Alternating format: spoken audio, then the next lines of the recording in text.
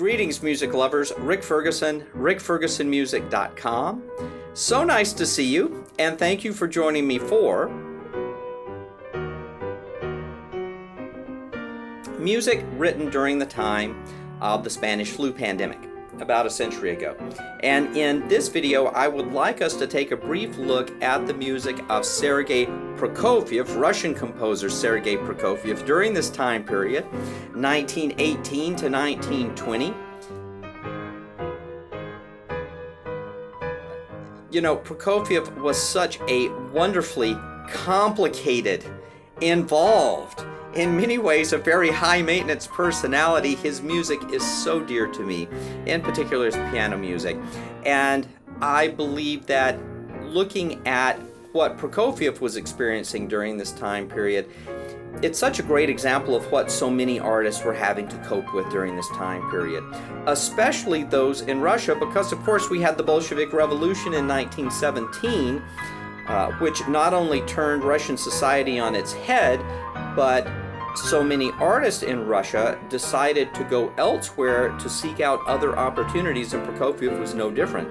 So on May 7th, 1918, Prokofiev boards the Siberian Express train in Moscow, takes the Siberian Express all the way across Russia, through Siberia, to Vladivostok, takes a boat to Japan, stays in Japan for several months, was able to play a number of piano recitals there to earn some money while waiting for a U.S. travel visa, was then able to take a ship to the west coast of the U.S., took a train all the way across the U.S. to New York City, and finally started to be able to try to establish himself there.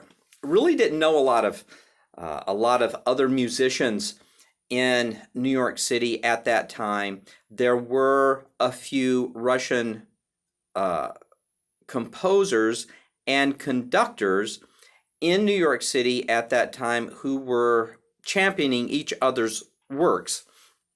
And so Prokofiev did find a few champions there for him, and of particular note was commissioned by the opera in Chicago to compose an opera based on a wonderful, wacky, commedia dell'arte inspired story by the Italian playwright Carlo Gozzi.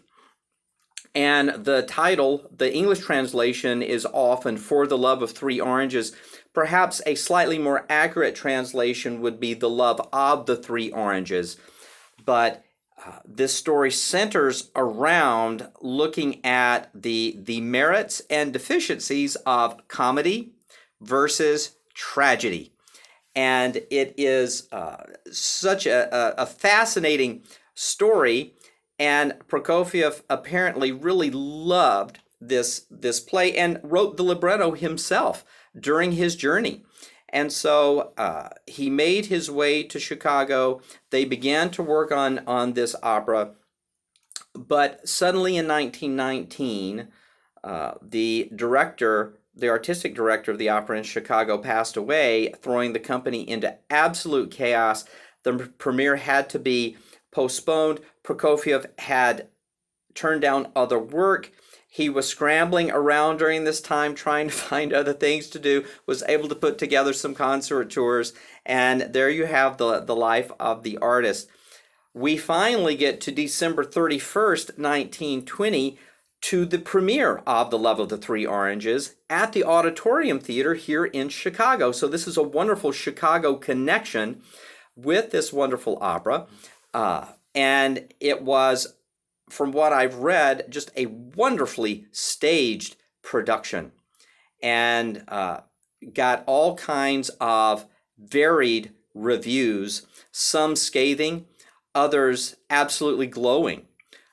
But there is another wonderful connection. One of the sopranos who were involved in the premiere of this opera, Nina Koshitz, was a Russian-American soprano that Prokofiev had known for a number of years before leaving Russia, and actually maintained a really wonderful relationship with, that we'll talk about momentarily. I want us to hear the opening of The Love of the Three Oranges, And this is from a 2006 performance at the Paris National Opera House. And this will give you a really good flavor for how Prokofiev sets the stage and creates a wonderful Commedia dell'arte inspired tableau for the beginning of this opera. So enjoy.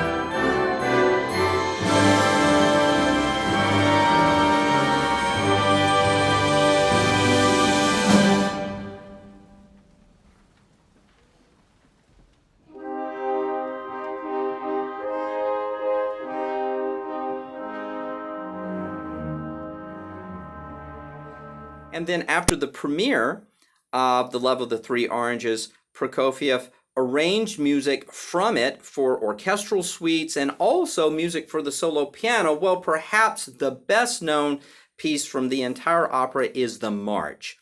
And I have actually found a recording of Prokofiev himself playing his transcription of his march.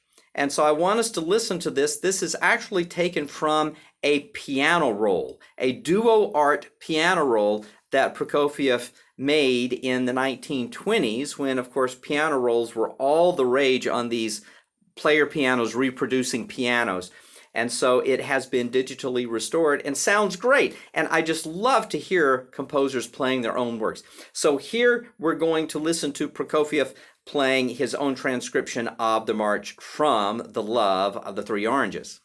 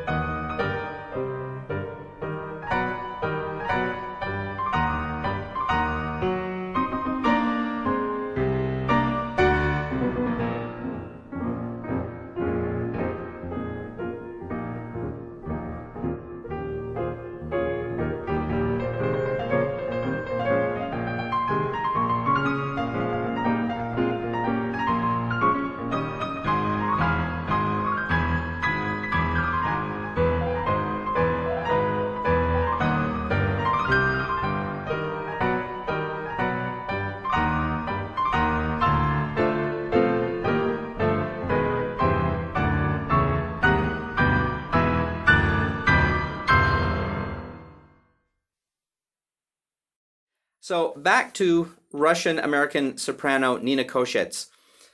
Prokofiev in 1920 composed a set of 5 vocalises, 5 songs without words, also known as 5 melodies, for Nina. And these are absolutely gorgeous vocalises. Later in 1925, transcribed for the violin. And I, with my very dear friend, clarinetist Wagner Campos, we made our own version for clarinet and piano, and we recorded them. So I want us to listen to one of these. It's the third of the set of 5, Animato ma non allegro, and I want you to listen for what were termed at that time to be Oriental influences. But, you know, there is such a wealth of musical cultural styles in Russia that so many of the Russian composers have had to draw from, that Prokofiev does such a magnificent job in these little gems. And they aren't nearly as well known as they should be. So let's listen to a recording of me and my very dear friend, Wagner Campos, playing the third of the set. I hope you enjoy.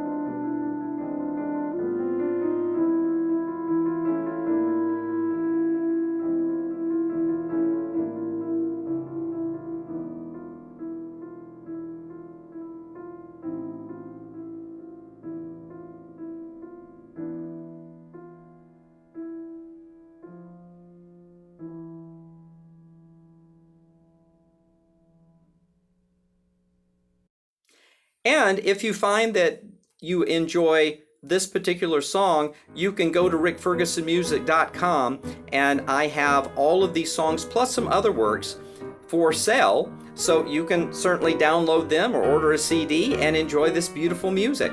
Really, this Prokofiev is such beautiful music. I think it sounds wonderful on the clarinet.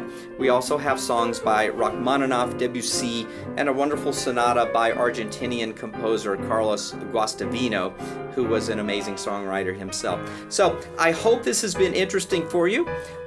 Do check out The Love of the Three Oranges by Prokofiev.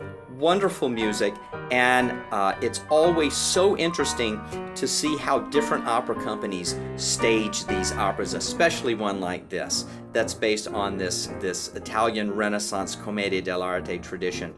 If you have requests, let me know. I love to look into this stuff, so let me know if there are pieces or composers that you would like me to explore. All right, take care, be well, we'll see you soon. Bye-bye.